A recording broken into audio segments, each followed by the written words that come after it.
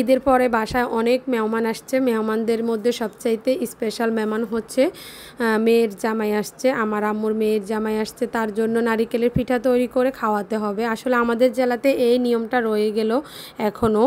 কোনো নতুন জামাই আসলে বাসায় নারিকেলের পিঠাটা তৈরি করে খাওয়াতে হয়। আসসালামু আলাইকুম এভরিওয়ান, কেমন আছেন সবাই? আশা করি অনেক বেশি ভালো আছেন। আমি নতুন একটা ব্লগ নিয়ে চলে আসলাম। এটা হচ্ছে আমার ঈদের 2 দিন পরের ভিডিও। আমি আজকে এডিটিং করতে হলো, কারণ ঈদের পর থেকে পার্সেলের এত চাপ ছিল, যার কারণে ভিডিও এডিটিং করা হচ্ছিল না কোনোভাবেই। তো বাসায় নারিকেলের পিঠা তৈরি হচ্ছে। আমি আবার নারিকেলের পিঠাটা খুব ভালোই তৈরি করতে পারি। বেসিক্যালি সবাই এই পিঠা তৈরি করতে পারে না। আমি ছোটোবেলা থেকেই কেন জানি না এই পিঠার প্রতি অন্যরকম একটা আকর্ষণ ছিল আমার। ছোটোবেলায় যখন বাড়িতে সব মেয়ের বিয়ে হতো, আমাদের জেলাতে বিয়ের পরে পিঠা লেনদেন হতো, মেয়ের জামাইয়ের বাড়িতে পিঠা পাঠানো হতো। ওই সময়টাতে অনেক পিঠা বানানোর প্রয়োজন হতো। তো সেই ক্ষেত্রে সবাই ডাকতো পিঠা বানানোর জন্য। আমি গিয়ে বসে থাকতাম, সবাই পিঠা বানাইতো, দেখতাম।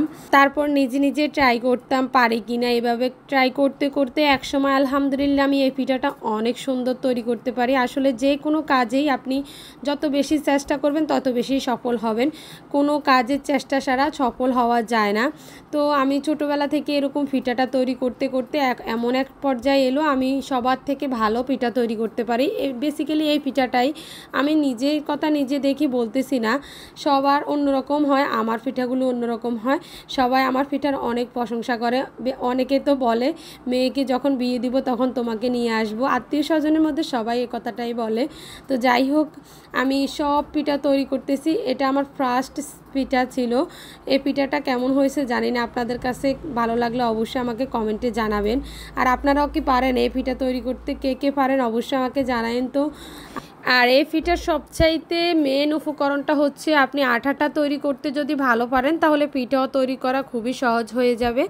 আটা যদি ঠিকমতো তৈরি না হয় তাহলে এটার রুটি বানাতেও কষ্ট হয়ে যাবে, সেম পিঠাটাও বানাতে কষ্ট হয়ে যাবে। তবে আমি পিঠা বানাতে ঠিকই পারি, আটা তৈরি করতে পারি না। আটাটা আমার আম্মু তৈরি করে দেয় সবসময়। আমার আম্মু আবার আটা তৈরি করতে পারফেক্টভাবেই পারে। তো যাই হোক, প্রথম পিঠাটা আমার তৈরি করা শেষ, এখন সেকেন্ড পিঠা তৈরি করতেছি। তো রুটিগুলো কিন্তু আমার আব্বুই তৈরি করে দিচ্ছে। আব্বুকে বলতেছি রুটিটা বেশি বড় হয়ে গেছে, এখন একটা পিঠা বানাবো এই রুটি দিয়ে।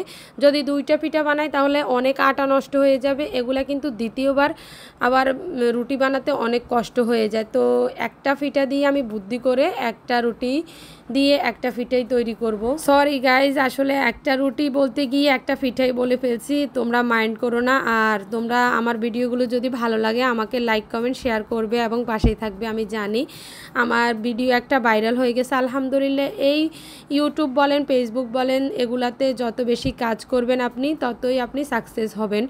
থেমে থাকলে হবে না। আপনার আজকে একদিন ভিউ আসবে না, কালকে আসবে না, একদিন না একদিন ঠিকই ভিউ আসবে। এগুলা মনে করে আপনাকে ভিডিও দিতে হবে। তো যাই হোক, আমি কিন্তু খুব সাধারণ একটা মানুষ। আমার কাছে তেমন একটা ভালো ফোন নাই, ভালো ক্যামেরা নাই এবং ভালো ভিডিও এডিটিং করতেও পারি না। আমি যেরকম পারি ওইরকমই করার চেষ্টা করি। আপনাদের কাছে আমার ভিডিওগুলো ভালো লাগে কিনা অবশ্যই আমাকে কমেন্টে জানাবেন। তো এটা হচ্ছে আমার সেকেন্ড পিঠা। সেকেন্ড পিঠাটা তারা সিস্টেম করে তৈরি করলাম। একটা রুটি দিয়ে যেহেতু তৈরি করলাম তাই একটু ছোট হলো পিঠাটা, তারপরেও সুন্দর হয়েছে, একটা কিউট পিঠা হয়েছে। আমার কাছে তো অনেক কিউট লাগতেছে। আপনাদের কাছে এই পিঠাটা কেমন লাগতেছে জানি না, অবশ্যই বলবেন আমাকে। এই তো আস্তে আস্তে আমি এক ডালা পিঠা তৈরি করে ফেলছি। এগুলা সব আম্মুকে বলতেছি নিয়ে নাও, এগুলা মেহমানকে ভেজে দাও।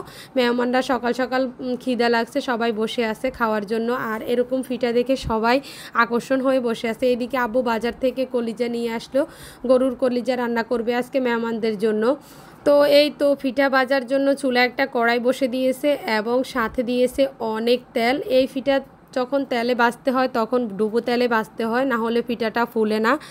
তো এই তো 2টা ভাজা অলরেডি শেষ, এখন তৃতীয়টা ভাজতেছে। এদিকে ফ্রাই প্যানের মধ্যে বাকি পিঠা ভাজতেছে। তো অনেকেই বাসার যেহেতু মেহমান অনেক আসছে, কেউ তেলে ভাজা পিঠা খাবে, কেউ ফ্রাই প্যানে ভেজে দিলে ওইগুলা খাবে তেল ছাড়া। আবার আমি যেহেতু ডায়েট করি, আমিও তেলের পিঠাগুলো আমি অনেক পছন্দ করি, বাট আমার মনে মনে ইচ্ছে তেলের পিঠাগুলো খাওয়ার জন্য। তবে কি করব, ডায়েটের জন্য খেতে পারি না। তাই তো ফ্রাই প্যানে দেওয়া যে পিঠাগুলো ছিল ওইগুলাই আমি খাবো। তো ওই পিঠাগুলো কিন্তু আমি তৈরি করিনি, ওইগুলো পরবর্তীতে আম্মু তৈরি করছে। আমি মেহমানদের জন্য এক ডালা তৈরি করে উঠে গেছি। আসলে এই পিঠা তৈরি করতে অনেক ফেরা এবং অনেক সময়ের প্রয়োজন। আমি বসতে বসতে আমার প্রায় কোমর ব্যথা হয়ে গেছে, তো আমি উঠে একটু রেস্ট নিলাম। তারপরে যত আটা ছিল তত আটা দিয়ে আম্মু তৈরি করে নিল একদম সাদাসিধা পিঠেগুলো। তো আমার কাছে এই পিঠার যত বেশি সাজ সুন্দর হয় ততই সুন্দর লাগে, খেতেও খুবই ভালো লাগে, দেখতে তো অনেক সুন্দর লাগে। তো এই পিঠার চল আসলে যাবে না কখনো, এটা সব সময় তৈরি করা হয়। বেশিরভাগ যখন মেয়েদেরকে বিয়ে দেওয়া হয়, মেয়ের জামাই আসুক, মেয়ের জামাইয়ের বাড়ি থেকে অনেক মেহমান আসুক, এই পিঠাটাই প্রথমে তৈরি করতে হয়। আমি জানি না কোন জেলাতে কি নিয়ম, আমাদের নোয়াখালীতে তো এই পিঠাটাই সবচাইতে বেস্ট। বিয়ের পরে মেয়েদেরকে এই পিঠাই আসলে পিঠা বলে, ওই পিঠার সাথে দিতে হয়, না দিলে অনেক কথা শুনতে হয়। তো যাই হোক, এই আমার হচ্ছে কিউট পিঠাটা, যেটা আমি একটা রুটি দিয়ে তৈরি করলাম। তো যাই হোক, একটা একটা করে সব পিঠা ভাজা শেষ, এখন সবাই বসে আছে, অপেক্ষা করে আছে সবাইকে দেওয়ার জন্য। আমার ভিডিওটা এই পর্যন্তই। আজকে আমার ভিডিওটা আর লং করব না। তোমাদের কাছে যদি আমার ভিডিওগুলো ভালো লাগে অবশ্যই লাইক কমেন্ট শেয়ার করে দিবে এবং চ্যানেলটাকে সাবস্ক্রাইব করে পাশেই থাকবে। ভালো থাকবে সবাই, সুস্থ থাকবে, নেক্সট ভিডিও আসা পর্যন্ত অপেক্ষা করবে। আল্লাহ হাফেজ।